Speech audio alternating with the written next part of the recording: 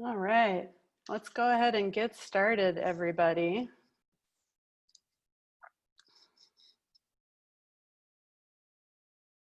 All right, welcome to the first session of Feed the Spark, everyone. It's a series of online sessions designed to help you host online events that are purposeful, engaging, inclusive, and hopefully financially sound. We're glad that you're here. Before we get started, we do have a few tech notes that we wanted to share with everyone. As I mentioned while people were joining, we do love to see your faces, so if you're comfortable doing so, definitely encourage you to turn on your video and see everyone that's here. We do have live captioning available. If you scroll down to the bottom of your screen, you should see an icon with closed caption, and you can click on that to enable the captioning and also use the settings to adjust the size of the captions. And if you'd like to see both the slides and the speaker at the same time, up at the top of your screen, you should see a view options drop-down menu, and there's a side-by-side option that allows you to see both the speaker and the presentation. So Feed the Spark is presented by the Bush Foundation and Pollen Midwest and Events by Lady K. For those of you who are not familiar with Pollen, we are a media arts nonprofit that uses narrative storytelling to foster empathy, encourage connection across difference, and inspire meaningful action. Our team today from Pollen is me. I'm Julie Cohen. I'm the Engagement and Advancement Director at Pollen. You can find me on Twitter with the handle Velvet Jewels. We also have Tom here. Tom, you want to say hi? Hi, hopefully you can hear me. My name is Tom Loftus. My pronouns are he, him, and I'm the Program and Operations Associate at Pollen Midwest. I'll be doing a little bit of the techie stuff behind the scenes, so I'm neither the person you can credit or blame for any of the issues today. Great. And we also have Ryan from Events by Lady K. Yay, good morning, everyone. If you're not familiar with us, Events by Lady K creates events where every attendee feels welcome, celebrated, and included. And our goal is to change the world of hospitality, meetings, and events to be truly equitable and inclusive, instead of maintaining a status quo that doesn't work for everyone. And then hopefully you can see me on the video and sound is coming through all right. Ryan Graining, I'm the founder and president of the company, and I use they, them, or he, him pronouns. And you can find me across social media platforms. My personal handle is at LadyK_612 or at Events by Lady K. Great. Thanks, Ryan.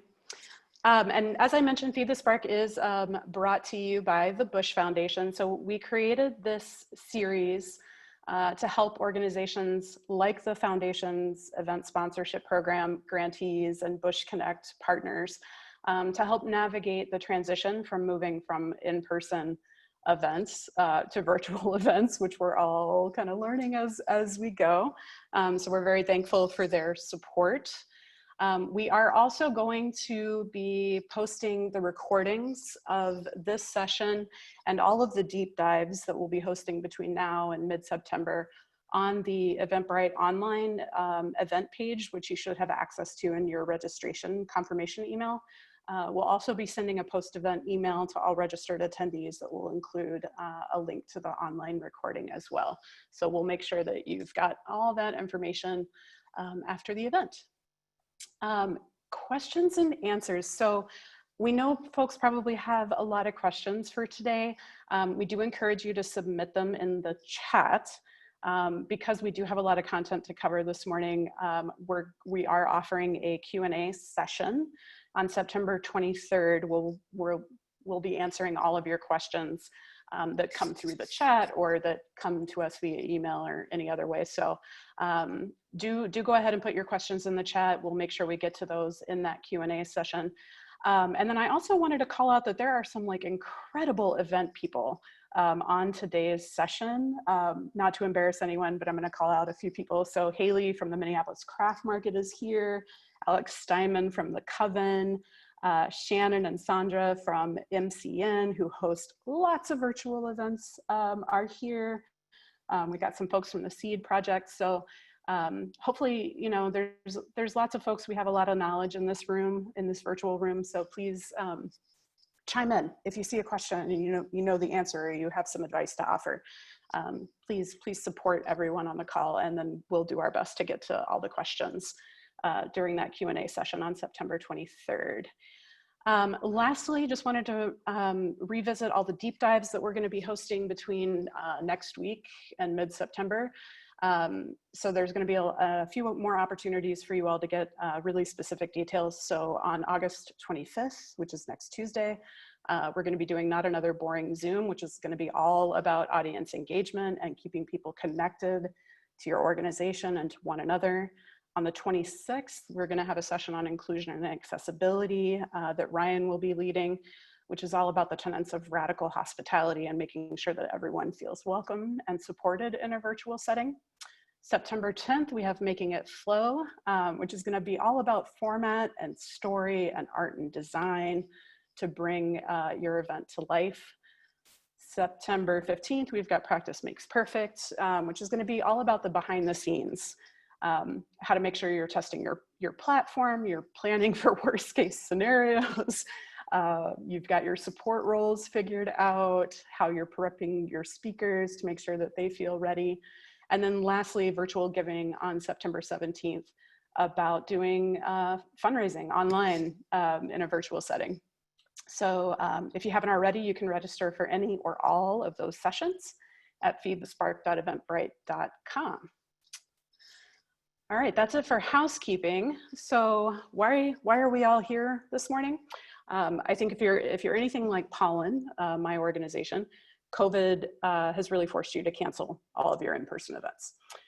In mid-March, Pollen canceled all of its events through April, and then as things continued, we canceled them through June, and then we kind of saw the writing on the wall and said, okay, we're not doing any more events for 2020.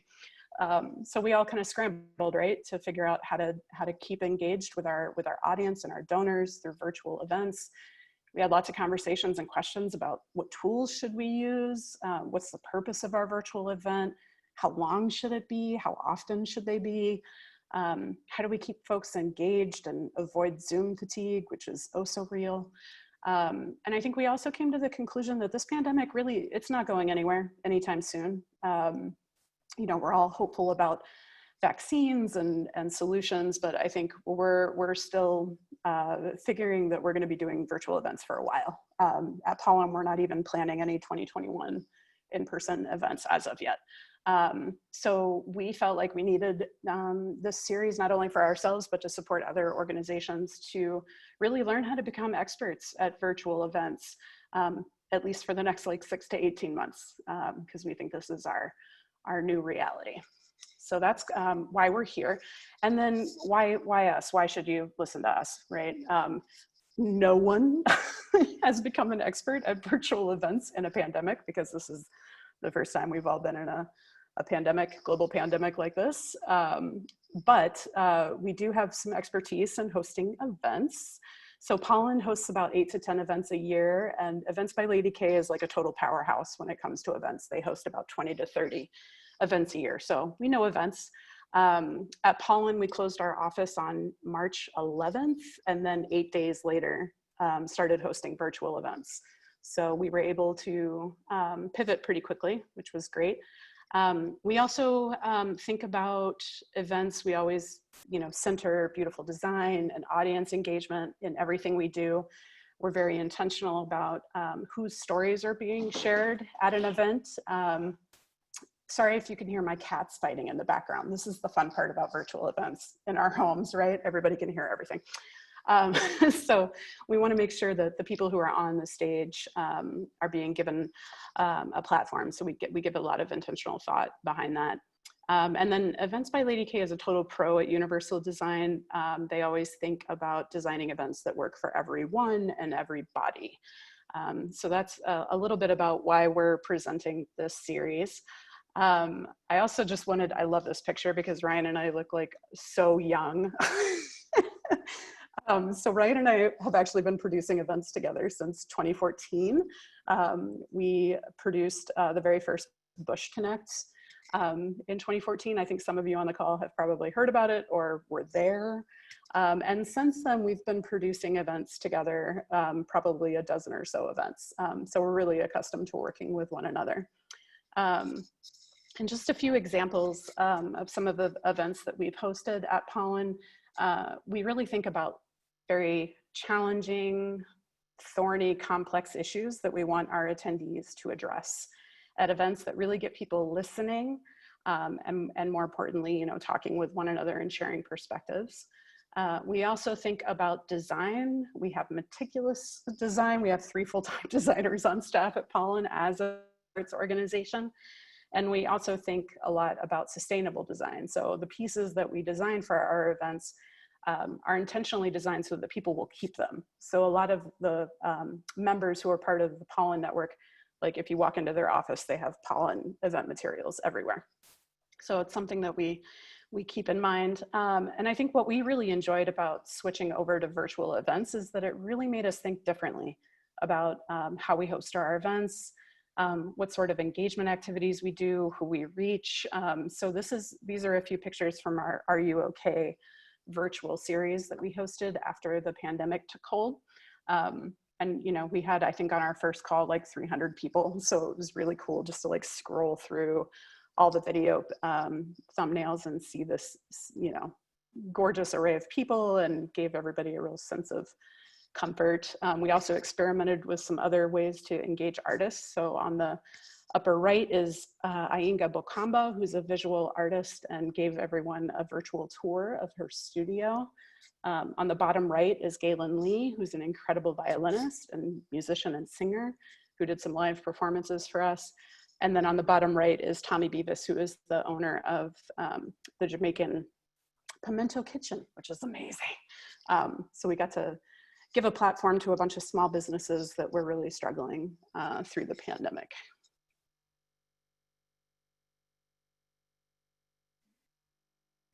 And like Julie said, our first event together was Bush Connect, powered by the Bush Foundation. And in 2014, and since, we brought together 1,100 attendees, 89 speakers, 53 sessions, around the goal of inspiring, equip, and connect leaders from across the region. The photo is from the keynote conversation inside the Wordle Thrust Theater at the Guthrie here in Minneapolis.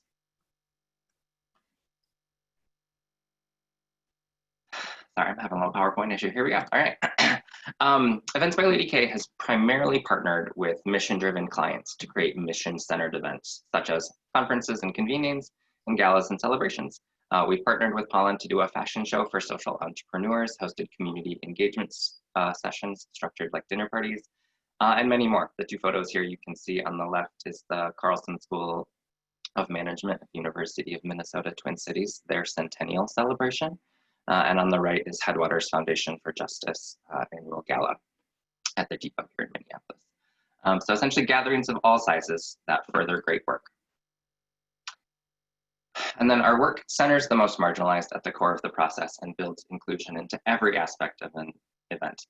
We ask what folks need and provide it. And while we're based in Minneapolis and enmeshed in this region, our work has taken us all around the country to make attendees feel welcome, celebrated, and included. The photos above the colorful reception are from Unity Summit, a philanthropy convening out in Seattle, Funders for LGBTQ Issues conference in Tucson, Arizona, and then Congresswoman Ilhan Omar's swearing in celebration in DC. And so virtual events, as Julie said, they're here to stay. We need to figure out how to do them well to carry us through a longer time. When COVID first hit, a majority of our clients actually postponed their gatherings to next year because it felt like the magic of being in person was too essential. Some elements couldn't be replicated. And as time has gone, we recognize the need that they are here to stay. And our industry's forecast, as Julie said, is about 18 months or more, where there will be limitations on in-person gathering. So even if you can host an in-person event, the safety procedures you need to have in place would detract from a lot of the benefits of being in person. However, I'm excited about the benefits that hybrid events and a combination of virtual and in person can provide, even when gatherings may have some glimmer of what we're more accustomed to. So for example, the inclusion of those who have always been immunocompromised and can't be around crowds of any size get to actually attend virtually while folks are mingling and crossover between those audiences. Those who suffer from PTSD are survivors of assault for whom large crowds feel unsafe. And folks on the autism spectrum for whom loud noises and sensory needs are overwhelming. With a hybrid model, they'll be able to participate. So there is hope, and we all should embrace this feature. And so our first sort of tip and trick is just because they're happening online, they're still events. We know that feels like a oversimplification, but we've seen a number of things that haven't actually truly taken this into account. So be as mindful, if not more so, in your planning processes as you would for an in-person event. For many of us prior to the last 5 months, we hadn't done much for virtual event planning, maybe a live stream here or there. So give yourself the extra time to embrace the learning. Thanks, Ryan. We also wanted to reiterate the money factor. So virtual events do cost money. Platforms have fees associated with them. Accessibility features oftentimes have fees. Obviously, there are lots of free options out there, but once you start, adding some complexity or get into larger productions, you do need to be prepared to spend some money. And then also, we have a practice and a value at Pollen of paying our speakers. We pay a speaker honorarium for anyone who participates in our events. Anytime that we engage artists to perform, we pay them. We pay our designers. If you're hiring out video production support, obviously there's money there. So just because it's virtual does not mean it is free. So just a reminder to be thinking about your budget as you're kind of shifting gears from in-person to virtual. Another thing to keep in mind when we're transitioning from in-person events to virtual events is reframing your purpose and your goals and your objectives. So, we always have lots of goals associated with our in-person events. Unfortunately, not everything can be accomplished in a virtual setting. There's a lot that can be, but I think it's, you really do need to kind of reframe what you're thinking about. So, if your event is meant to be introductory or educational, inspirational, maybe you're trying to build a movement or host a workshop. So, give some thoughts to what you're trying to accomplish, and then be prepared to, make some adjustments in a virtual setting. As I said, there's lots of things that obviously can be accomplished in a virtual setting, and even things that you can do in a virtual setting that you can't do in person, like expanding your reach, for example. We'll get to that later. But obviously in a virtual setting, you can still do keynotes and panelists and presentations. You can still do small discussion groups and breakout rooms. You can still raise money. And I'm sure you all have lots of ideas around that too. So we're going to actually demonstrate a polling tool called Mentimeter now. So think for about 90 seconds or so about your top 3 goals for your event, and just jot them down or hold them in your head for a moment. We'll give everyone 90 seconds and we will be right back.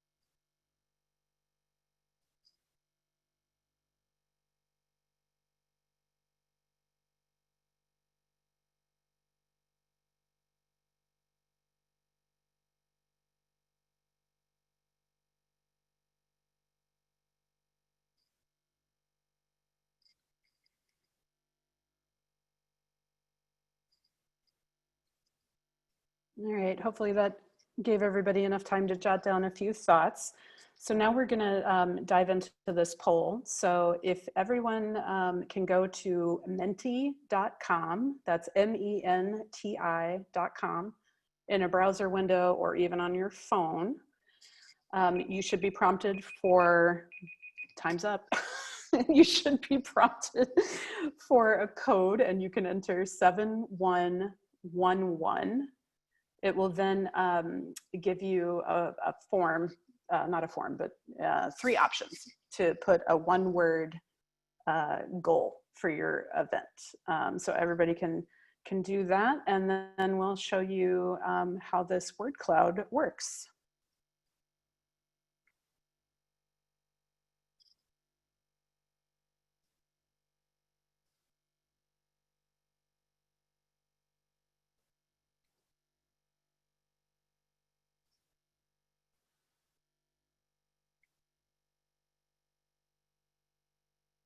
Okay, Tom, do you want to go ahead and show the results so we can kind of see what everybody thought about their goals?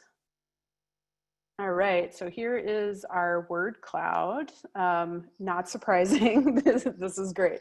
So a lot of folks are thinking about engagement, inspiration, connection, community, collaboration. This is great. Awesome. Wonderful. Thank you, everybody, for sharing. Appreciate you practicing this tool with us. And now I'm going to turn it back over to Ryan. All right, I'm back. Thank you all for engaging in that. We're trying to practice what we're talking about, too. So now that you've got your goals in mind, we want you to sit with them, mull it over a little bit, chew on it. And use them to guide you, right? So part of focusing in on your goals, we've experienced, will require you to reset your expectations, letting go and trying something new. Rarely have we seen something simply transfer seamlessly from an in-person format to a virtual format. So what it's got to give for you to achieve your goal? It isn't all disappointment. There are positives to this because you get to explore new options, experiment a little bit. We're all learning, and there's a lot of new things that haven't been super figured out. There are new platforms to explore, new features to utilize. What could you incorporate in a virtual event that you haven't tried? And then the new possibilities, again, reaching more people, expanding your geographic audience.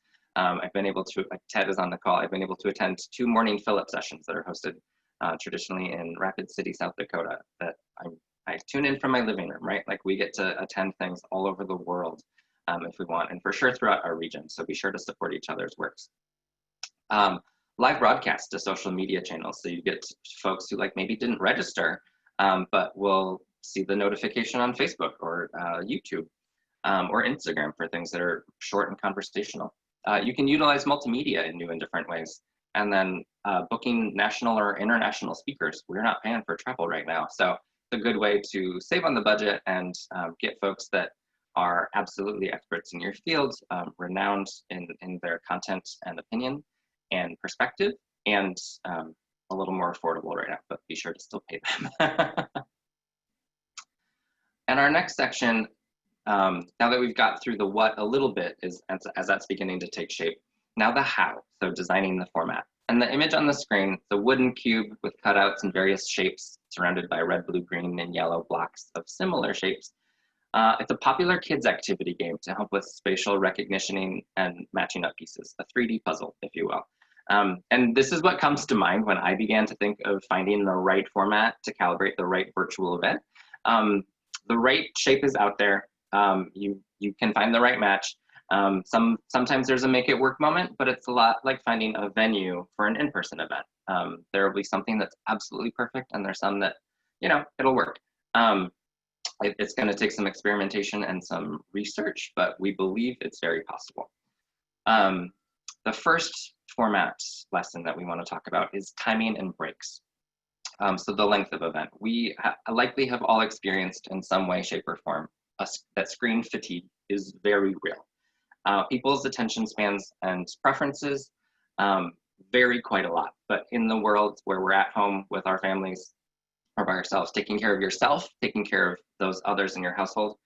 We recommend a time frame of 60 to 90 minutes, about maximum. We're basing this on the idea of the 75-minute rule of theater. Many performance spaces use 75 to 90 minutes as the maximum time for an act before people start to get restless or need to use the restroom and stand up and give you a break. A lot of adult learning education information is out there. Some of the more recent studies I've heard are that 11 minutes is the amount of time that an adult can focus on one speaker talking about one topic. So keep it clipping along. There's a philosophy called titration and pendulation. So think of a pendulum on a grandfather clock. We can focus, and then we need to step back and take a break. We can go in, and we have to take a break. So the amount of time you've got to process it, keep it going, keep it moving.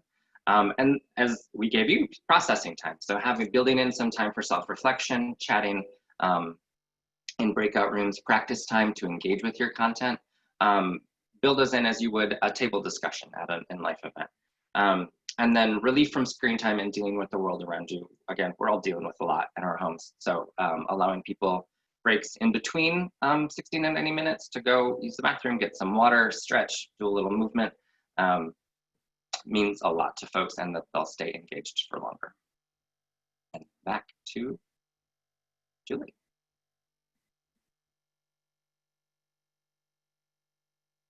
I was on mute. I was that person, so sorry. So obviously you all have goals for your events, whether they're virtual or in person, which is very important because they should also be dictating what kind of a format you're considering for your virtual event. And we, highly recommend always circling back to those goals, thinking about, what you're trying to achieve, if it's, like I said earlier, introductory or educational, workshop-y, networking, etc. So always go back to that to help dictate the format. We'll be getting into a little bit more details about that in a bit. And as both Ryan and I have reiterated a couple of times, there's going to have to be some things that you let go of. It's not fun, but it's just true.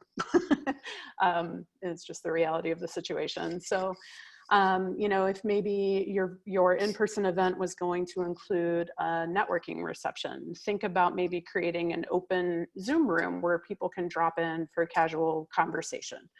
Or let's say that your in-person event was going to be 2 hours, an hour for panel, 30 minutes for small group discussion, and 30 minutes for audience Q&A.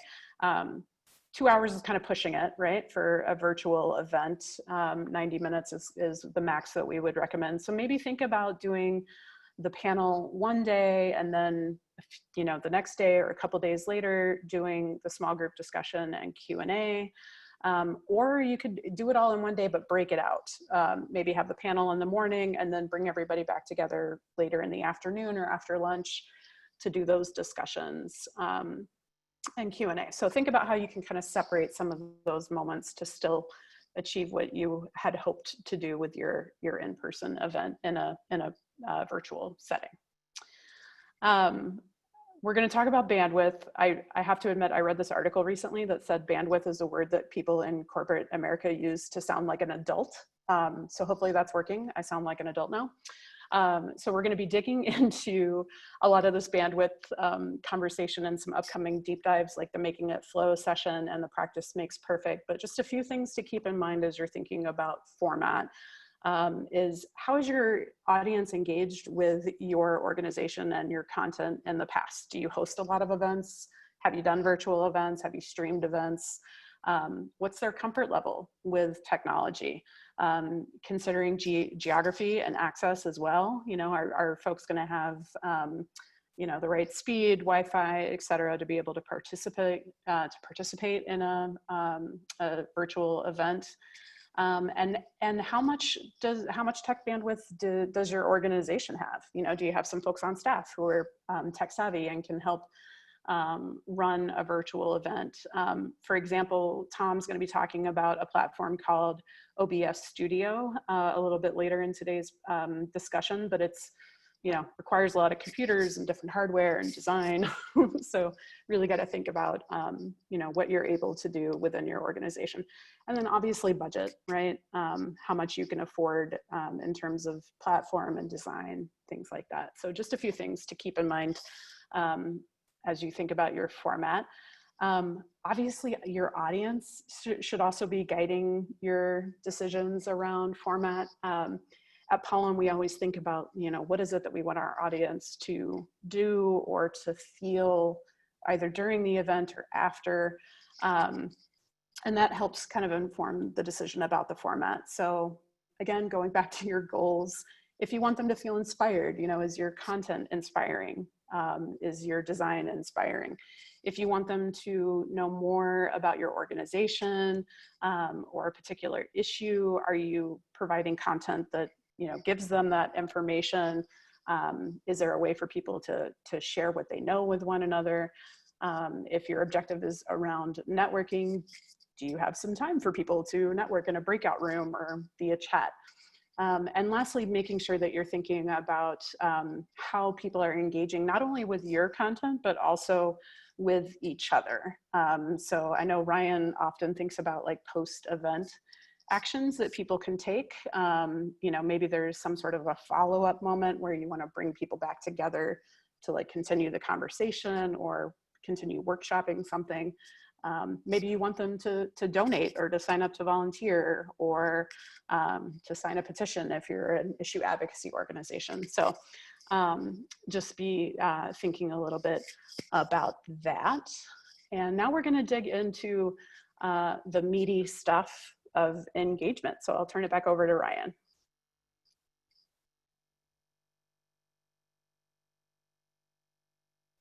Oh, Ryan, you're on mute now. I'm on mute. See, we're all learning together. Both Julie and I have like multiple complex systems set up, so you can see your notes and still see all of you and the smiling faces. So it's like, where's the mouse? How do I click off? So, right, we're all learning together.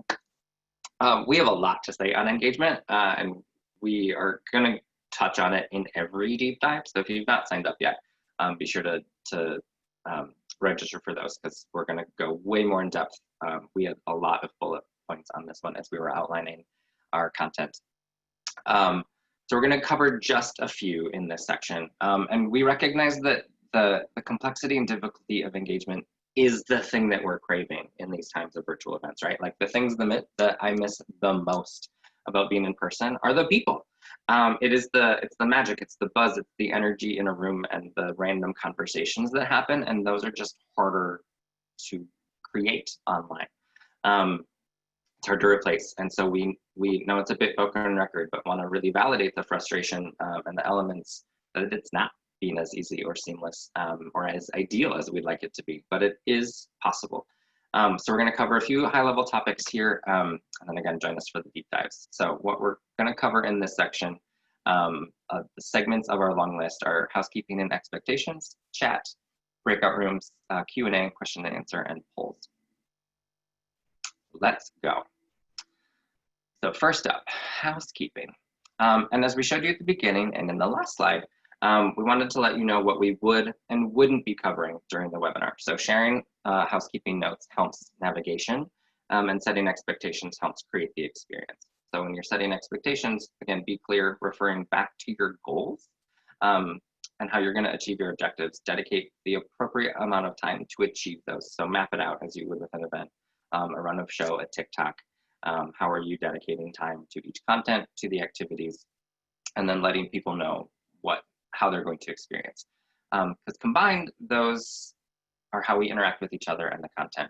Our recommended examples are stating the closed captioning is available and how to activate it, supporting folks in changing their names and providing features, familiarizing themselves with tools and how to access it, as Julie said, not assuming fluency in the tech or platform.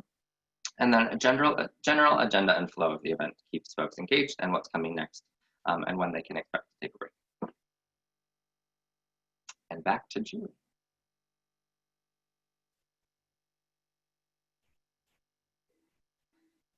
Did it again. We're gonna get back into some of the specific engagement tools. I should also preface this by saying, Obviously, we're using Zoom. It is the platform of choice for us at Pollen. So we are going to be showing a lot of functionality that you'll find in Zoom. We'll touch on some other things in the engagement deep dive, the Not Another Boring Zoom that's on August 25th. But we're just giving kind of a brief overview of some things here.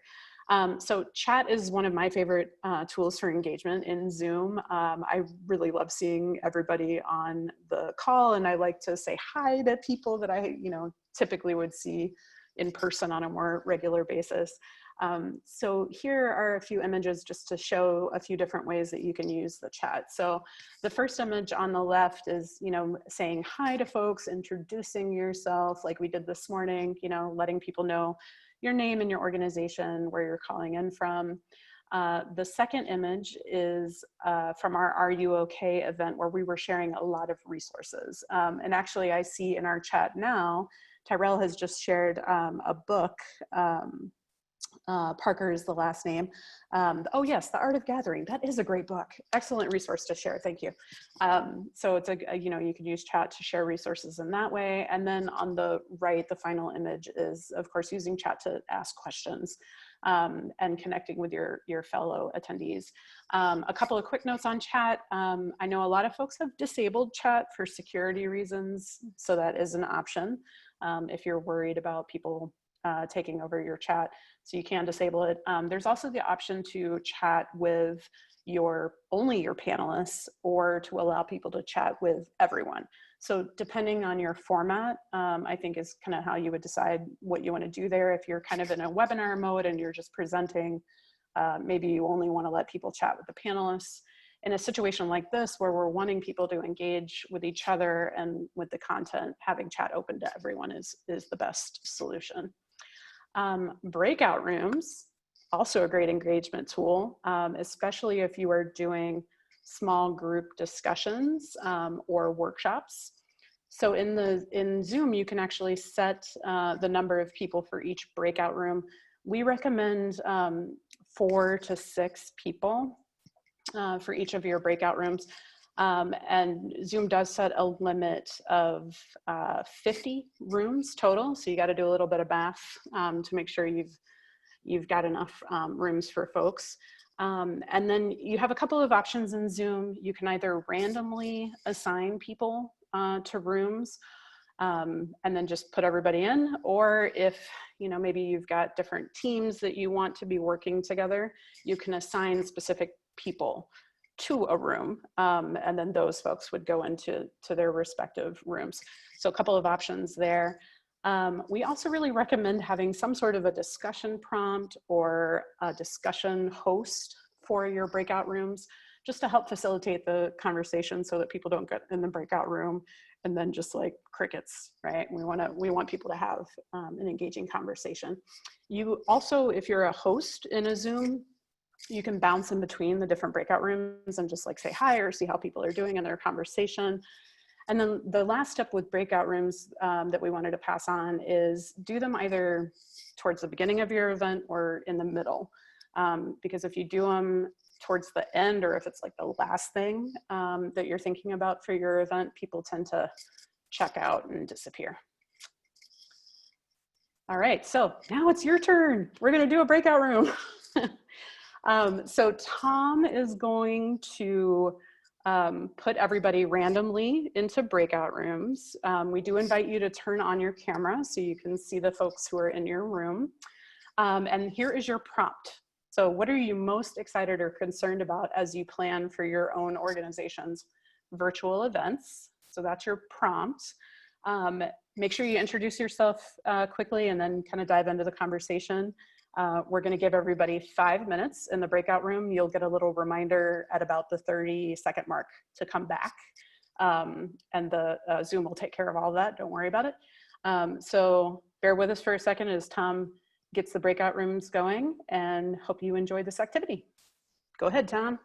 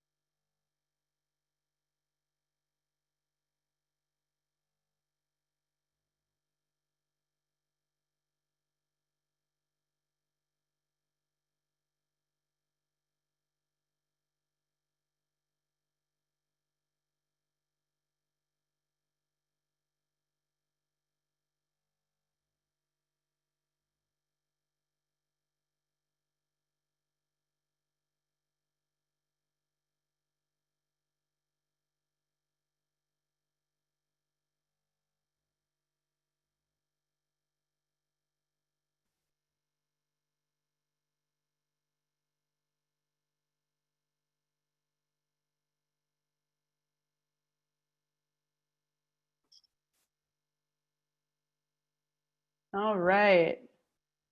Great job, everybody. I think everybody's slowly making their way back. I hope you all enjoyed that feature and got a chance to meet a few folks and share a little bit about what you're excited about and concerned about. I think, in our group, we talked about, trying to transfer an 8-hour in-person conference to a Zoom, which is tricky. So hopefully you all got some tips and shared some of that information with one another. So we're going to keep moving on with our engagement tools.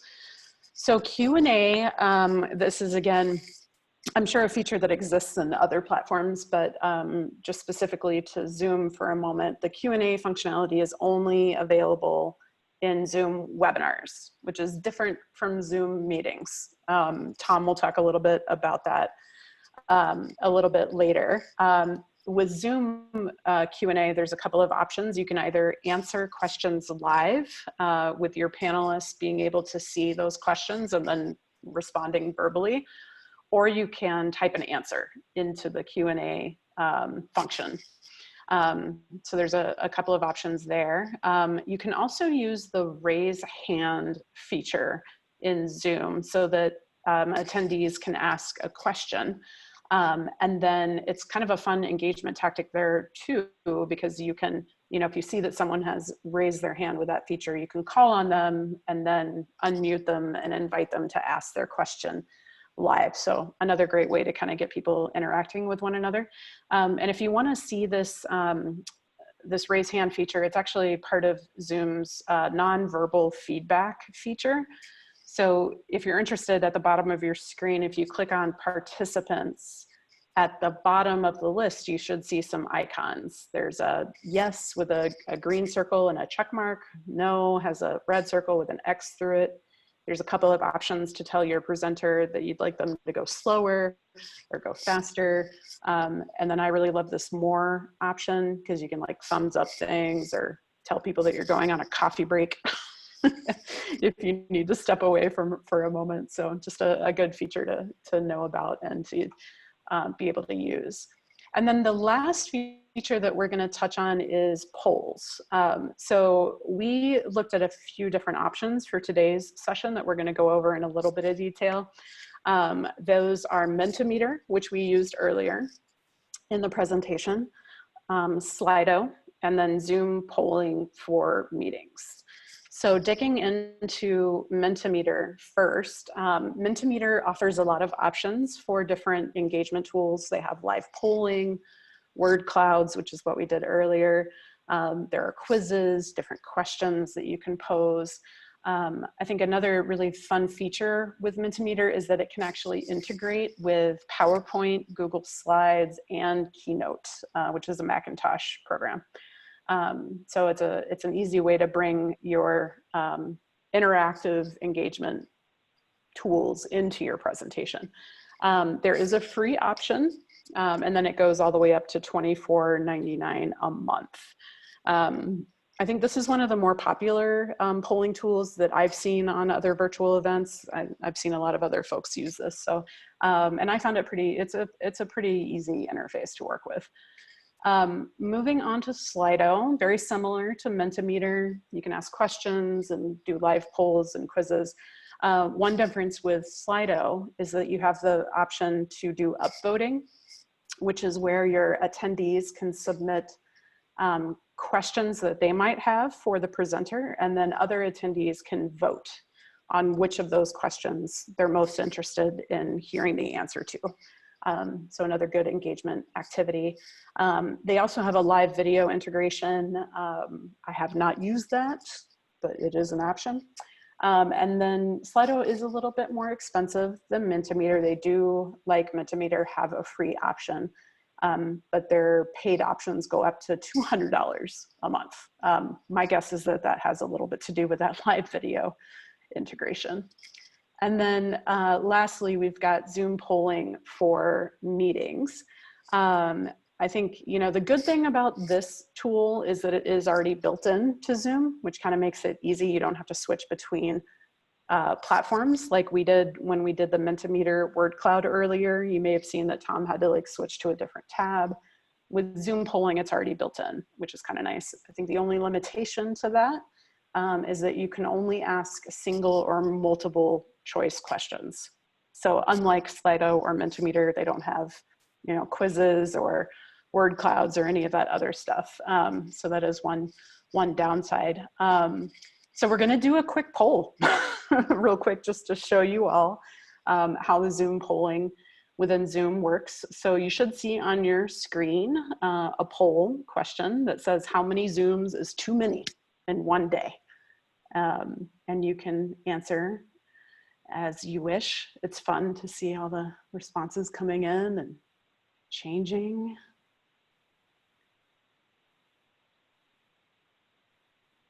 Looks like 4 is our winner with 33% of the vote.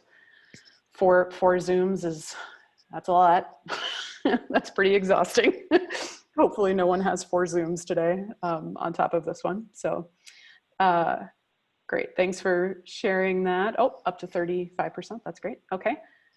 Thank you, everybody. And you should be able to then just close out the poll if it's still up on your screen with the red X. So those are all the tools we wanted to cover. And now Tom's going to give an overview of the different virtual event platforms.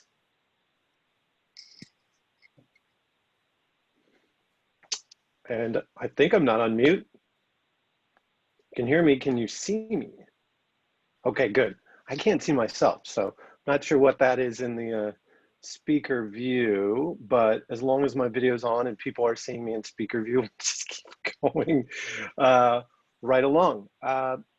As you know, I'm Tom from Pollen Midwest, and I'm here to talk about the different platforms. And these 3 on the screen that you see right now have been some of the common general video conferencing platforms that we've been using for years. You know, what was relegated to fictional media in the 80s and 90s, like Total Recall, The Jetsons, and Star Trek, became a reality 15 years ago. We could talk with people and colleagues and friends from across the globe, and it's pretty amazing. And pre-COVID, these were the ones that we were using, and then all of a sudden 5 months ago happened, and a lot of us started moving to Zoom. And it's the reason why we're using this right now, and because it's the most common and heavily used during COVID.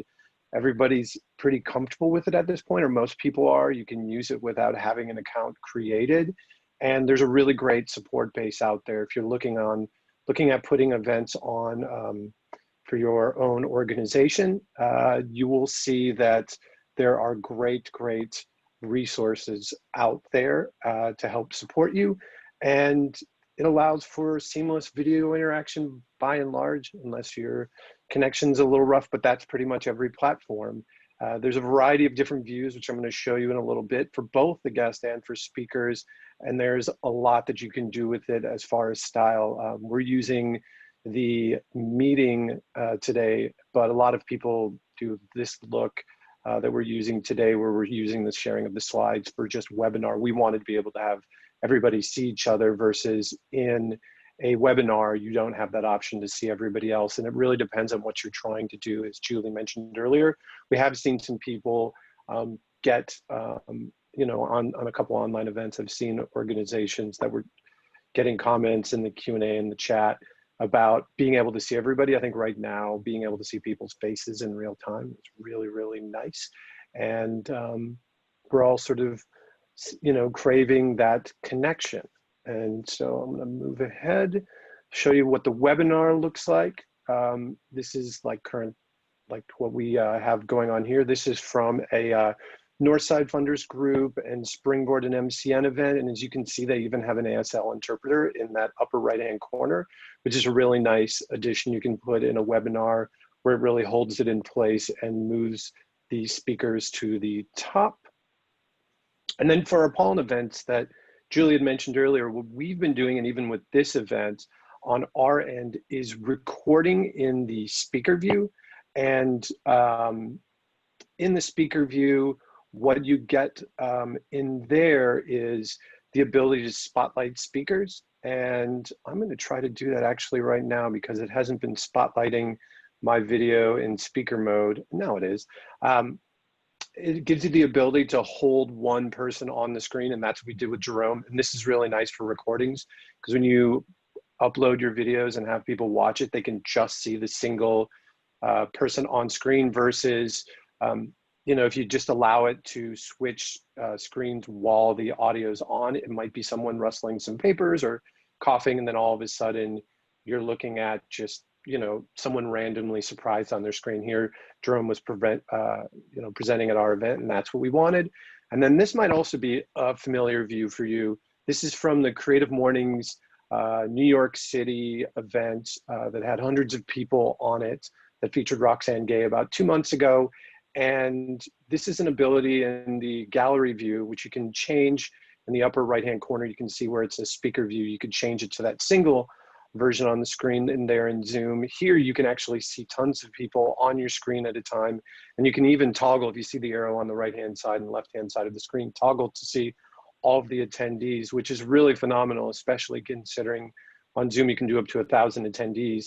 As long as they have their video camera on, you can see them. And the nice thing is it really is a platform where they require permission for your video or audio to be on. So you're not surprising anybody unless they have their settings set up a certain way. And the nice thing too, I'm sure you've all heard of people Zoom bombing and having events, having people stop by and try to disrupt an event. There's a lot of security features built within Zoom that are really nice. You can set up unique room IDs for a specific event. You can have a waiting room that what I've seen some people do with events is in the waiting room, they might have somebody that's checking for attendance, especially with paid events. That's really important, that you can sort of cross-check the name that people are coming in on Zoom with and are in the waiting room with a name that you might have sold a ticket to. You have the ability for the co-host and the host to be able to restrict users in usage. That's banning people from chat or just kicking them off completely. We fortunately haven't had really any incidences with our Pollen events, but that can be an issue. And you can also password protect events as an extra little step.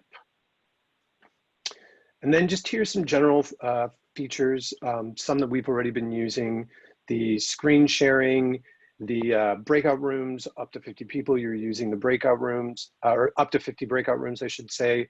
I think there's about 40 people each in each of those rooms that you can assign in advance. It takes a little bit of work to try to assign in advance, but you can do it. You can do the closed captioning and transcriptions as an add-on. We're using RevLive. You might see it in your upper left-hand corner, but I do for sure that we're getting these transcriptions from an AI, from RevLive, for a service that's about $20 a month. And it's not too bad. You have to have one for every account you use, but you can switch that between the users that are running events within your own Zoom account.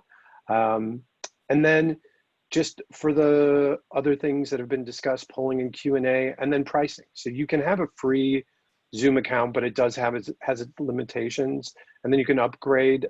Once you start getting to the business enterprise though, the prices do look good when you're looking at it being $20 a month, and there's some really nice added features. The one negative is that there's a minimum user. So for the enterprise, it's still only $20 per user, but it is 100 users minimum. So you're talking about a significant investment of $2,000 a month for that, versus just the small business account is minimum 10 users, and that's $200 a month. That gives you the ability to run a lot of simultaneous events, because if you have a single Zoom account, you can only run one event at a time. And Julie mentioned this one earlier, but a platform that we used in the last week, and I've seen a lot of people use, is called OBS, the Open Broadcast Software. It's a free and open source software for video recording and live streaming. It's like a tech savvy TV and recording studio that's set up to look and feel like a media broadcast booth. If you've been behind the scenes at a production studio, recording studio, or maybe a TV studio, what it looks like. There's lots of options and things that you can incorporate to visually and make the audio really sharp. And it pushes out to streaming platforms. So you're creating from this broadcast studio a broadcast that you'll push out to maybe Twitch or Facebook or YouTube or even Zoom. It does require, though, it does require a lot of savviness. It's really, really complicated. And the biggest challenge is that there's just like a big learning curve and time commitment required to understand it. It's a lot more seamless when it's pushing to the streaming platforms, but sometimes what you're seeing is not even a glimpse of what's behind the scenes. For our Pollen event last week, we had 4 computers set up running Zoom, 4 different instances simultaneously with a lot of design elements that were incorporated, and we put in a lot of testing. So if you're thinking about the type of computers and hardware and software you need, you're talking about computers that have the capabilities and processing that you would have for playing like really complicated games online. You're talking about potentially adding in external audio and video equipment for microphones and recording. And you just are, you know, there's a certain level at which you might have issues with your Wi-Fi and being able to handle all of that bandwidth. But that being said, let me give you a glance of what it can look like.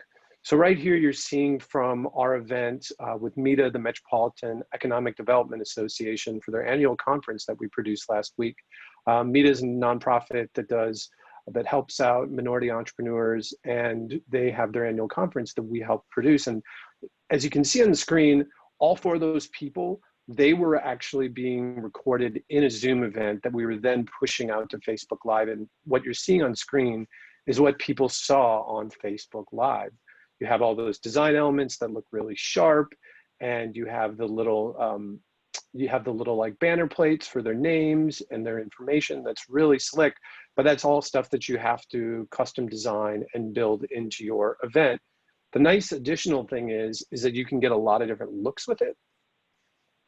And so here is Chanterre Hardy, who's kicking off our event in a single framed video. Again, it was in the same version of Zoom, and you know, the people that were at the event in Zoom that were speaking, they didn't get to see all this, but everybody who was watching this live got this beautifully designed, wonderful presentation that looks a lot different than your average Zoom event, which we'll be talking about later. And then we're going to move on to another platform. Sorry if I got a little lag. I'm like running 2 computers here at once.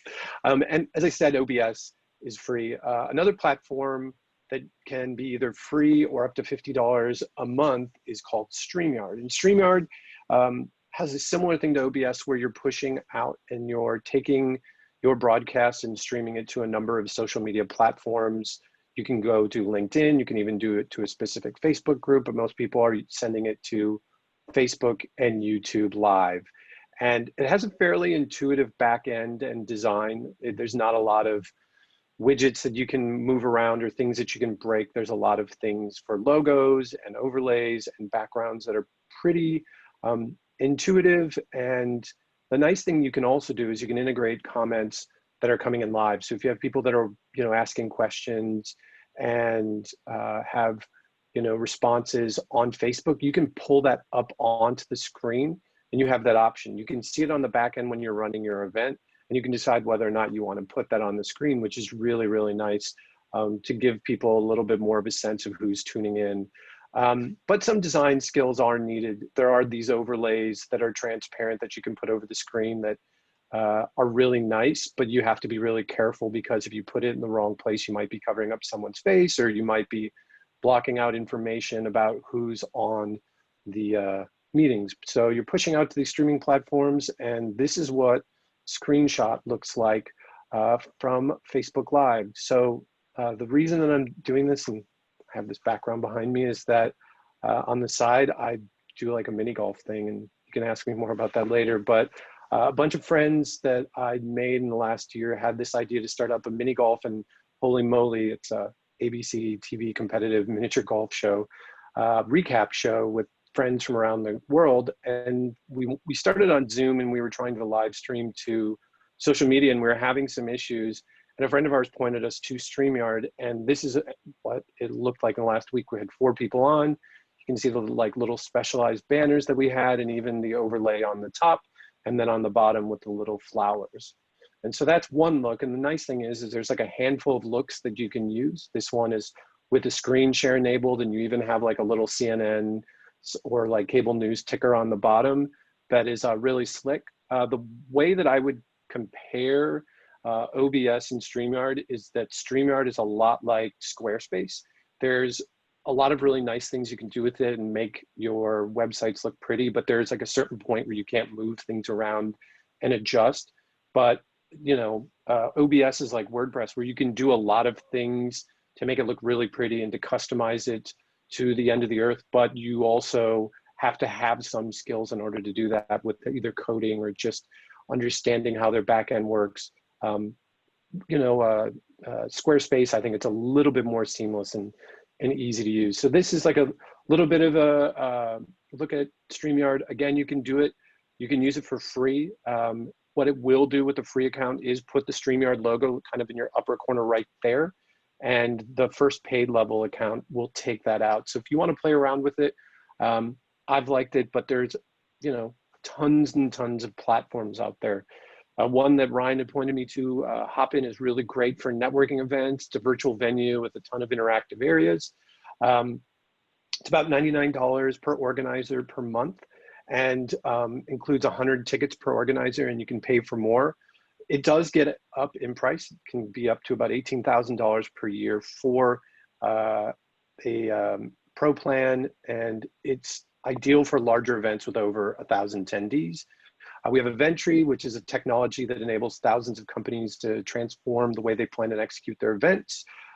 There's a free trial of it, but that's about $3,000 a year.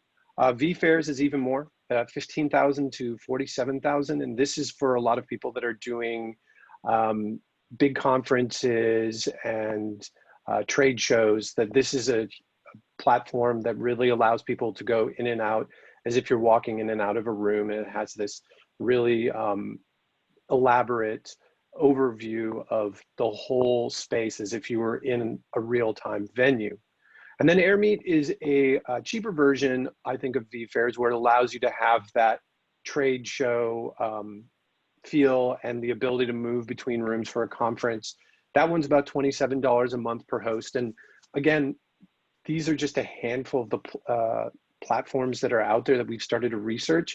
And much like venues, you just have to sort of check them out and see what works for you. There's a complexity to all of the platforms that are worth trying out before you really start spending money on it. And so these are some of our quick tips with the platforms. Really research and demo as many of the platforms as you can. Consider your current capacity and infrastructure in your organization. As I was saying with OBS, even just the physical infrastructure, computers, software, processing power in your computers, that really does play a big role in whether these great tools can be used for success. And then you really just have to practice, practice, practice. It takes time. You know, I'm sure all of you have done your in-person events, and you have speakers and other people come in for these little test runs, or you get into the venue early and do mic checks. You're going to be doing the same thing, just virtually, and really needing to schedule time for that and to test the functionality. And ultimately, with all of these, I encourage you to ask for grace, because we're all figuring it out right now. And some of these new platforms are really great and worth trying out, but anything can happen when you're dealing with, you know, a lot of X factors, including what your bandwidth is for your streaming services. So I'm going to throw it over to Ryan to talk about some other options in the video realm to close us out. Awesome. Thank you, Tom, for that awesome in-depth thing. And like you said, there are a ton of options out there. So do your research and find the one that fits with you and your goals. And when in doubt, you can hire some of it out. The world of tech and production can be incredibly overwhelming, and we know that your time, energy, and resources are also limited and valuable. So the good news is that there are folks out there who have the know-how and can help you out. So orgs like Pollen and Events by Lady K can support you in some of your strategy and program development if you want more in-depth help. And for help putting that extra special sparkle to the production, the video recording, the editing, or the hosting, turn to awesome partners like Youth Lens 360, Mightior, Free Truth, Line Break Media, Bully Creative, AV4U, among others. Whether it's giving your Zoom some extra polish or putting the content into a customized website format like Tom was talking about, the options are as exciting as your event.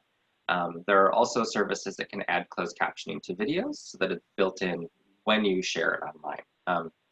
And then in the way that you'd likely have someone film the opening video for your in-person conference or the setup for your ask at a gala, the impact is the same in a virtual environment.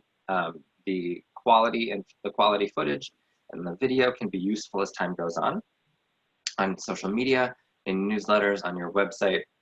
You can repurpose it, cut it up, and post it around all over. You're investing in organizations, small businesses, in a time where we all need it, and it will be time saved for you and money well spent to make sure that all of the pieces fit together really, really well. And back to Julie.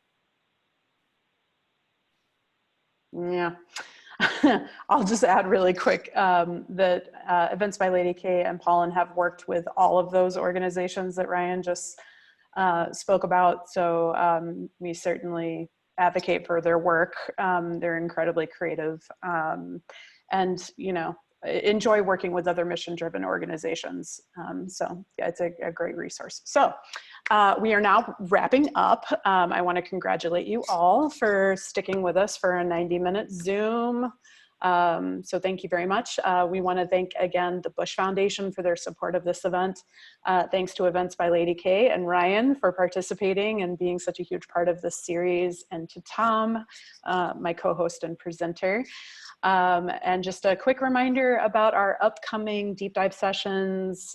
They're up on the screen here. You can register at feedthespark.eventbrite.com. And we are going to keep the room open for a few more minutes. So if folks have other questions that they would like us to address during our upcoming deep dives or during our Q&A session, please put them in the chat. I did make note of a few around closed captioning, Adobe Connect as another platform, and some accessibility questions around the chat functionality for folks who use screen readers. So we'll leave the room open if people have other questions they want to put in the chat. Otherwise, thank you so much for joining us today. We really appreciate y'all taking time out of your day, and have a great rest of your week. Bye, everybody.